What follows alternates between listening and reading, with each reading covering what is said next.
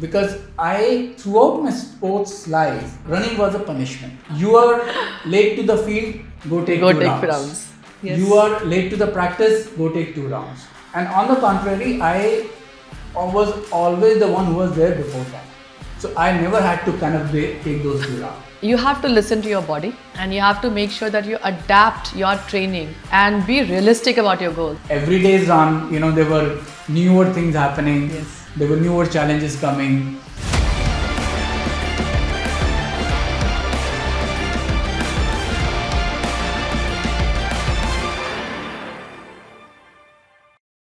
Welcome to RunPlayGo, where we celebrate stories that move you. I'm your host, Shivani Singh. Today's episode is all about endurance, on the road and in life. We are joined by two remarkable guests today. Rashmi Mohanty, the CFO of SBI Credit Card, is a seasoned corporate leader, 6-star World Marathon Majors finisher, and ultra runner who has completed multiple 100Ks and a 100-mile race, proving that strategy and stamina go hand in hand. Tarun, founder of RunXtreme, discovered running at 40 and has since logged over 30,000 kilometers. Through his Share and Care initiative, he's supporting hundreds of underprivileged athletes, showing how running can drive both personal transformation and social impact. What happens when discipline meets purpose? Let's find out.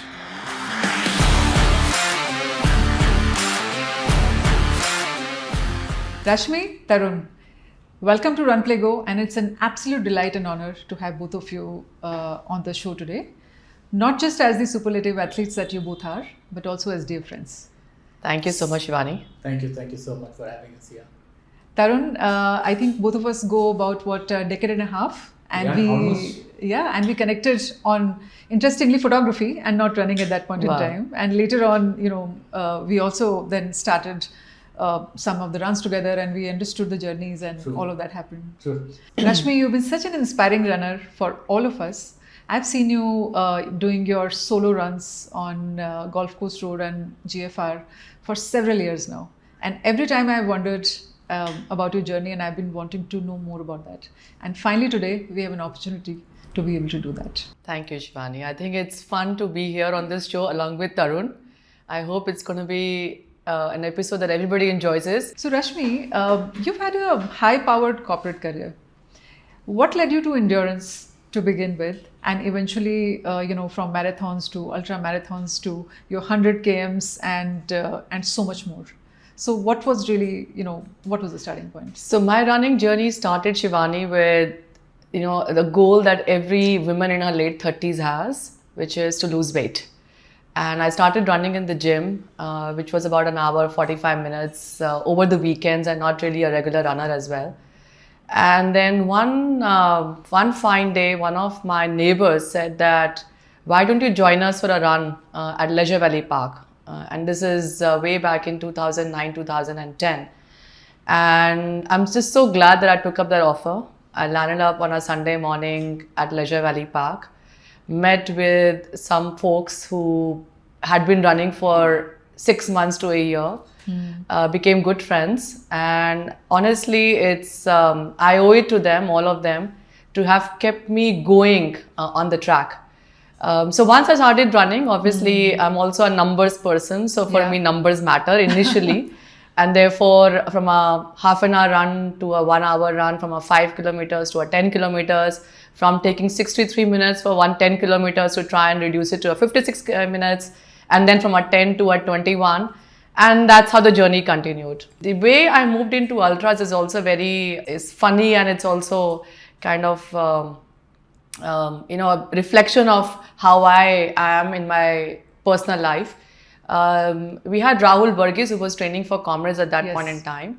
And we would actually go run with him in the mornings. Used to give him company for all his long runs. So the way it used to work is that somebody would join him at early 4 o'clock, and then others would join him at 5 and 6. And so we would give him company for all his long runs.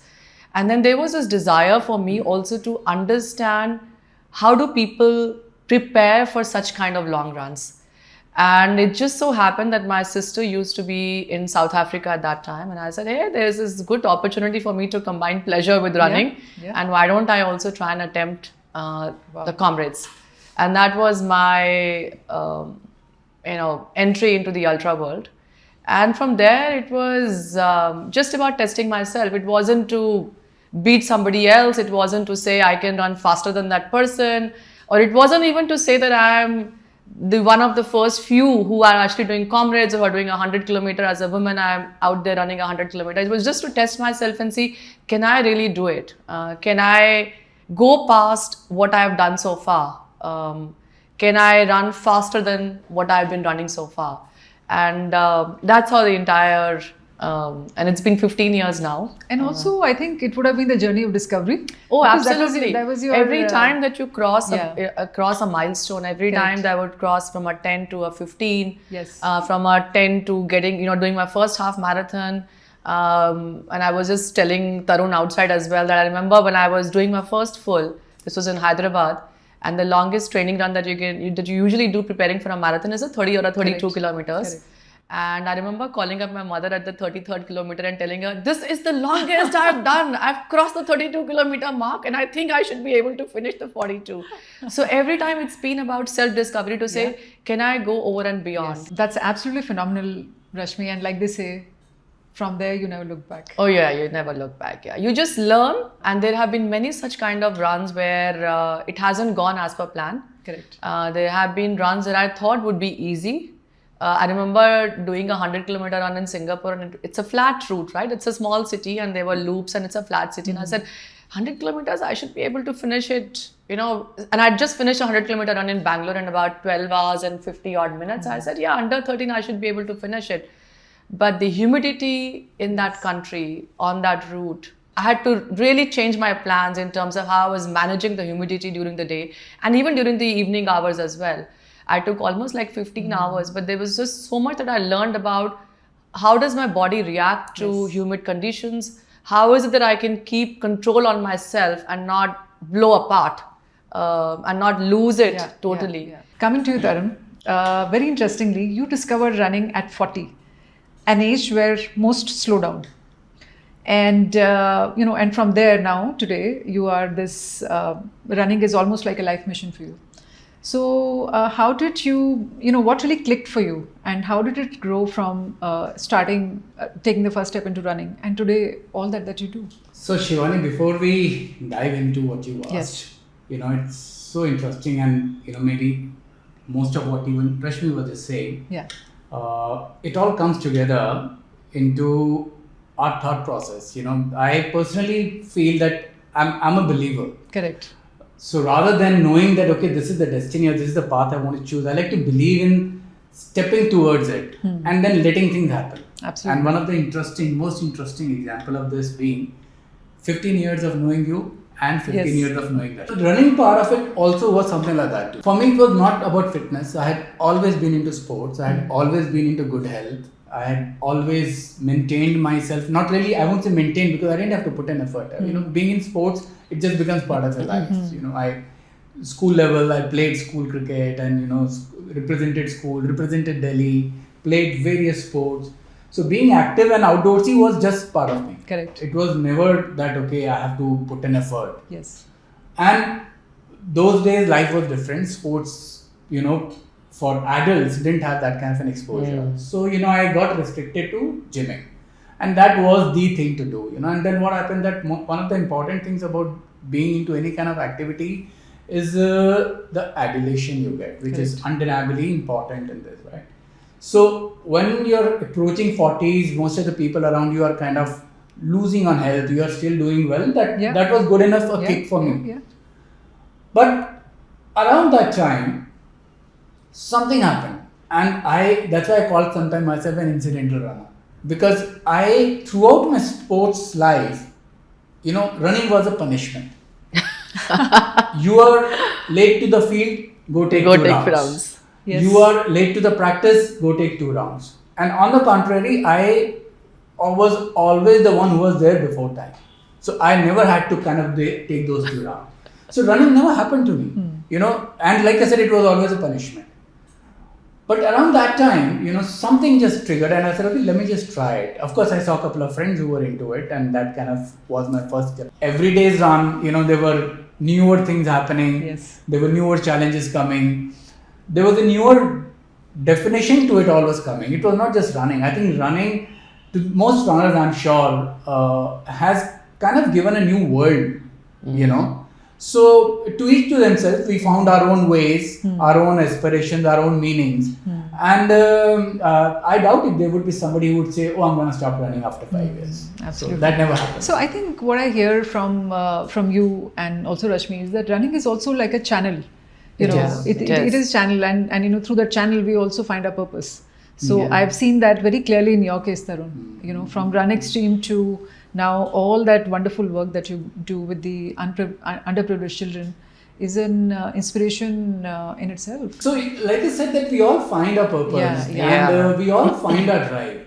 You know, when I started running, for me, it was not a new sport or it was not something that was bringing a different aspect to my life. You know, going out, winning medals, this was all like been there, done that. So for me, the drive was not that, oh, I'll stand on the finish line, I'll get a medal, or I'll just climb up somewhere and get a nice picture clicked in my, you know, fancy running gear. That was never a kick. What does a sustainable progression looks like from walking to 5K, from 5K to half to a marathon, and then eventually probably reaching the ultra marathon? What are the key milestones? It took me 9 years to get from my first world major in Berlin to my last world major in Boston this year. But I would typically say that people should give themselves time to first be able to run a 21 comfortably before they start thinking about a 42. Coming to you, Tarun, and Rashmi rightly said that your journey of, you know, full marathon, and you said that you chased some phenomenal goals in doing that. So would you like to speak a bit about the progression? You know, if we just try to keep it about the process, you know, of course I had my journey and that can be another long story. But we must understand that running is not our lifestyle. We are not anymore running to the grocery shop or running to our work. It is not our lifestyle. So our body needs to adapt to it. Correct. Now, you may start running and you may find it very comfortable and very simple as a, you know, activity. But the problem is when you start running, you get competitive. Once you get competitive, you know, even if it's holistically to yourself and everything, you become not just a runner, you become a performance athlete of whatever level. Correct. You know, I've done a 60-minute an hour, and like what Rashmi earlier was saying, she wanted to do 54. So she had to push her body. Yeah. And that body needs to perform. Now here, the critical part of understanding your body, the physiology, how your body is adapting, whether it takes certain amount of strength training, it takes nutrition, it's a condition you're running, so many things that go wrong. So particularly if I say about the marathon distance, the code to crack is the 32 miler. If your body with that speed and energy can sustain those last 10 kilometers, that's where you crack the code. Now, very importantly, again, what Rashmi said, 42 and 50 are just different 8 kilometers apart, but again, a different beast. Yeah. Because here, for an ultra runner, he will not hit the wall at 32 because they've run a different pace, they've conserved the energy, they've not hit that threshold where the body starts draining. True. In 42, in a marathon, you're chasing a time, you're pushing hard, and in pushing hard, you don't realize where you drain out. I tell everybody, I say, you can undertrain and be at the start line, but you cannot fail on your nutrition on the day of the run. Yeah. So, talking about some of the gear and tech, Rashmi, what would be your favorite for long distance ultras and trail runs? Since you do a lot of them, in terms of shoes, hydration, tech, any specific brand or anything else that you are? In terms of shoes, for any road ultra is same as what you would wear for a marathon. I've been a Saucony fan from, I can't even remember, I think from the very beginning. It's just that I've now switched to Nike because Saucony stopped making the model that I used to wear. They have a very similar model, but that's something that I did not like, so I've now moved to a Nike. I still don't spend 21,000, 25,000 rupees to buy a Nike Vaporfly. I'm not one of those. I would choose the previous year's model, pick it up in a sale, and would not want to spend more than 9 or 10,000 rupees on my shoe. and they've been working fine so far. The trail shoes is a different story altogether, Shivani, because you do need a pair of specialized shoes if you're doing a trail run. I have done a trail run, so I use two brands there. I use a Salomon and an Ultra. ALTRA. I've got a pair of each, which I use for my ultra runs. But the one thing that has given me where my first choice was the best choice, and I still use that vest. And then I experimented with 2-3 different kinds of vests, and has given me a lot of pain is the running vest. You spoke about that. Yeah, so I remember for my first ultra in Hong Kong, I picked up a Salomon and I got it shipped. Got a friend to get it for me from abroad. And then I said, the color's nice, but maybe I should try something else, because I was reading all these blogs and people trying out Ultra Direction. And then somebody said, no, Ultra, they also have a nice vest, so you should try that. And then somebody said, there's a cheap one that you can use for your daily runs called AONG or whatever. So I don't know how many Ultra vests that I have, but I still use my Salomon vest, which I got as the first vest for myself, and I swear by it. What about you, Tarun? So, of course, marathons and ultras are different. Slightly different, yes. And the good thing about running marathon distance is that you get a lot of route support. Correct. You are not spoiled for it in most of the runs. Yeah. So, a lot of things are taken care of. But I've had my own journey. At one point, even for my running, I got a vest. I thought, okay, cool. Is the armored look? It's very happening and tech. But I never found comfort in them. Yeah. A lot of people even that distance wear it, so it's to their need. I just don't like to. I can't wear the vest for a short distance. I've never worn a vest for my training runs. So for me, I now move with the least thing. Yeah, same here. And so the critical part in terms of tech and gear for me, other than of course your gear, which should be dry fit and all that stuff, it remains a good watch. Yes. Good watch for me because I'm also very nerdy about data. So numbers. You have to see all the stats on it. Has to give me a lot of stuff. So similar to your story of getting a Garmin and looking at the laptop, I got my first Garmin in 2013 and it blew me up. Yeah, I know. Oh my God, look at this. Yeah. And it just kind of got me hooked. So that part of me, my watch has to be there. And then the shoes. Shoes become very, very important. If you're not a barefoot runner, they're the most important part. Not only for the race day, like at any point in time, I would have at least like 7-8 pairs. Like I think currently I have 12 pairs of shoes. In rotation. So absolutely. Even like for my daily thing, in if I'm running 4 days a week, there'll be different shoes. So true. So it's very important. It's not adulation. You have to understand that what role they play. They keep you injury free. You have to wear a shoe as per your workout, whether it's a slow run, a fast run, or whatever. So there are many things that come into picture. For me, the shoe and a watch. These are the two very important ones. The right shoe for the right terrain. Absolutely. Extremely important. So mostly it'll be road running. And I've tried like almost all the brands. I've still got like almost all the brands in my cupboard. Vaporfly we tried here. You get to run fast. These shoes are exactly. Absolutely, they are. They have that extra punch. But sometimes it's not just the shoe also. I see a lot of people. These shoes are meant for a certain pace. Correct. These shoes are also meant for a certain cadence and your gait. Right. Now, ठीक है, adulation है, you want to enjoy it. I see a lot of people. So, frankly, for people watching this, I'd say, please don't fall into it. Every shoe is not meant for you. Yeah, so true. You have to see what works for you. Just because Kipchoge wears a Vaporfly, you're not going to become Kipchoge by wearing a Vaporfly. So true.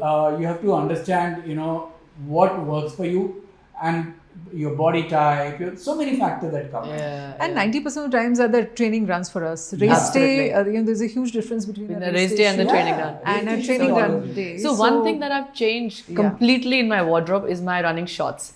So as you said, I don't like to run with anything, which means I don't even want to carry a water bottle in my hand. So I got the entire my shorts wardrobe changed from shorts, the normal running shorts, to these tights which have got pockets on both sides. Correct. And I put one, so if I'm doing a long run, I'll put 2 bottles. If I'm doing a short run, I'll put 1 bottle.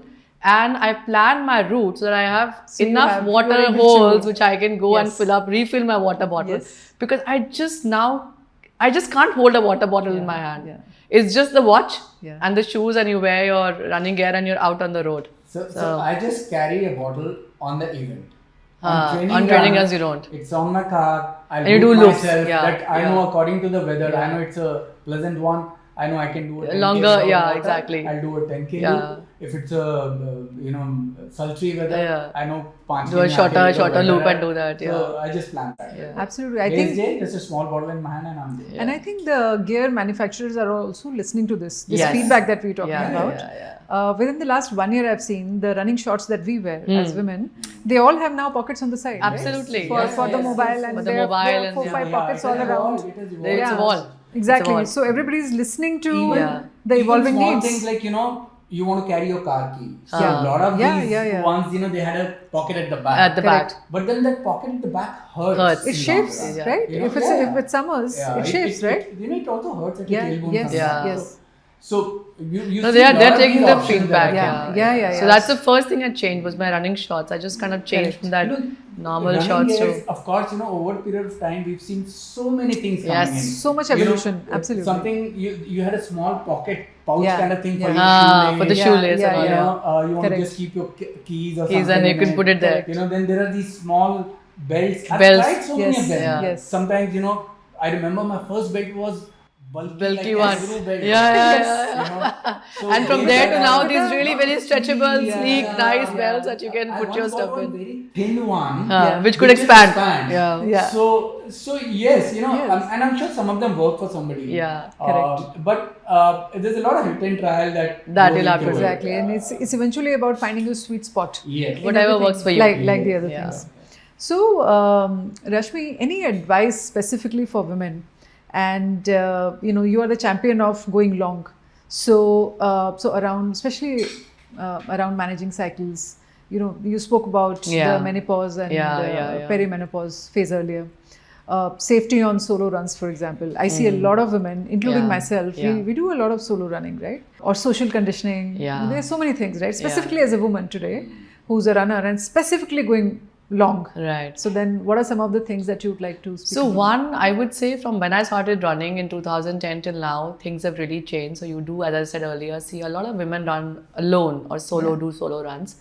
But I always tell everybody who's starting new to be in an area which is familiar to you and where you have, if something goes wrong, there is a place that you can run to or you can go to in case there's an emergency or there's something that happens to you on the road or you're just not comfortable.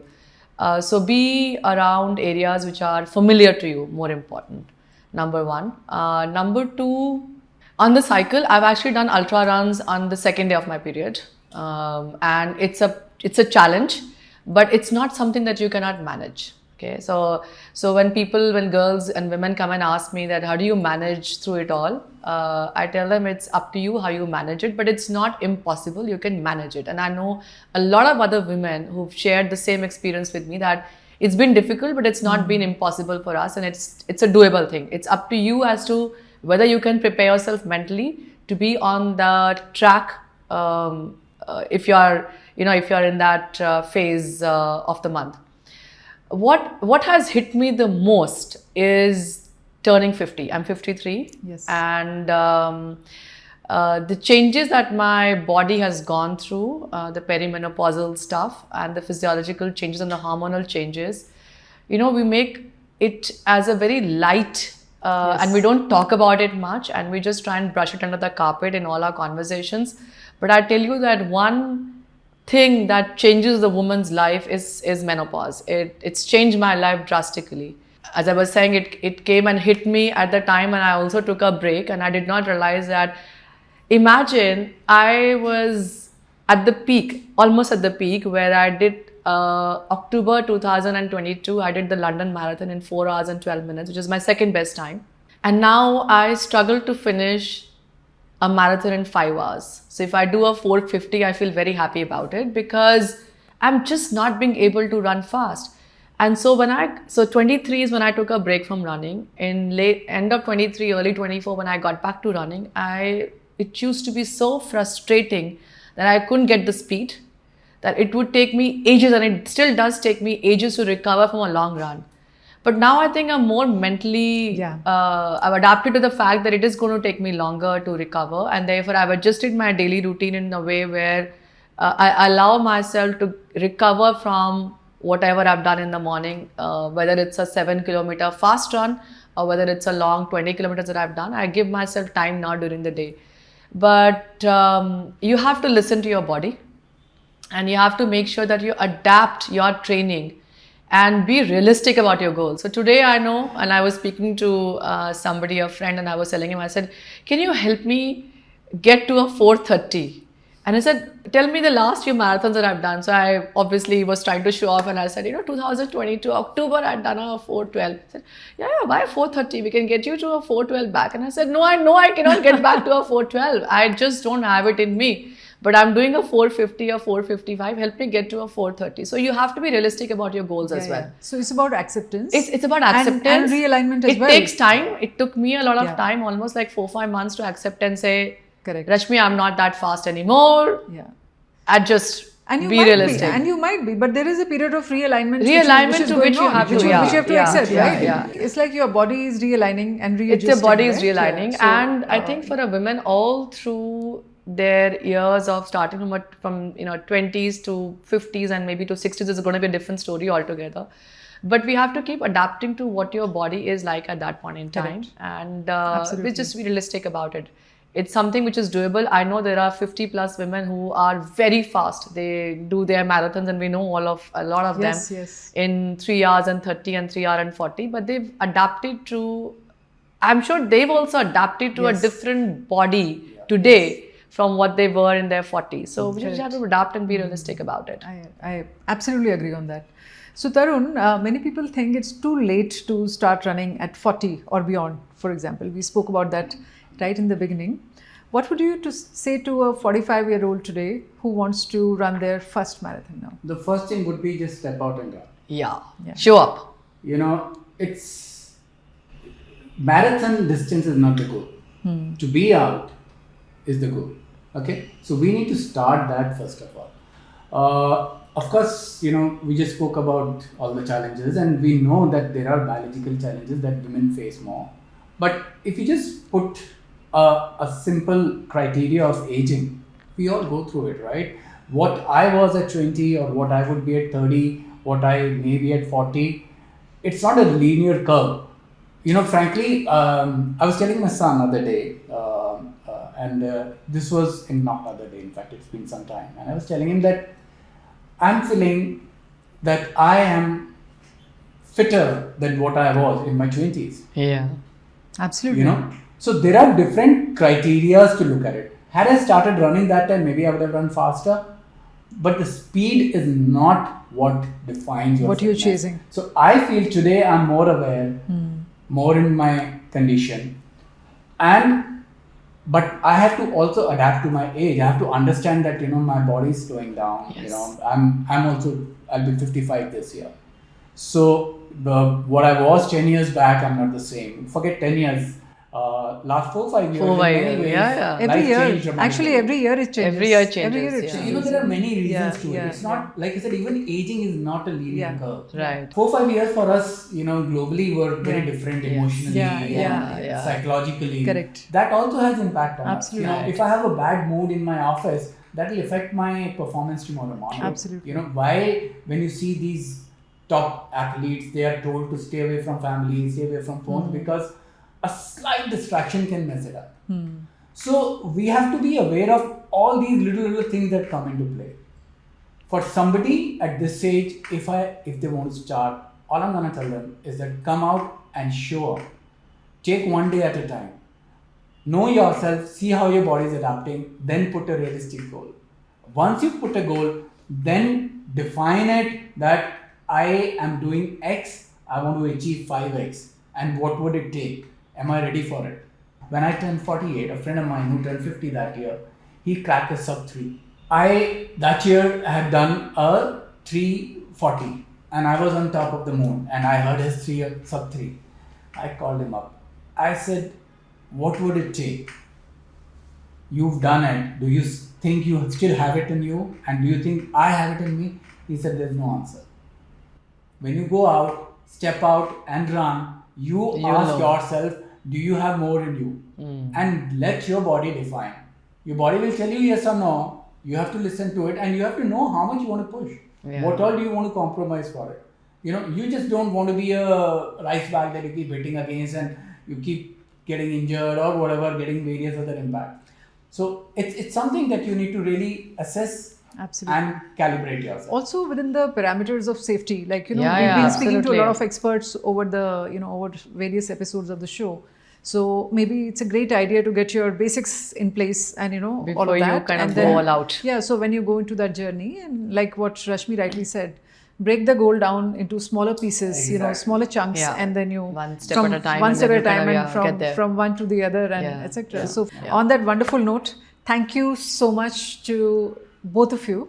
And it was such a lively, lovely conversation going back and forth to so many things that we all have done together. And I look forward to both your inspiring journeys from here on. Thank you so much.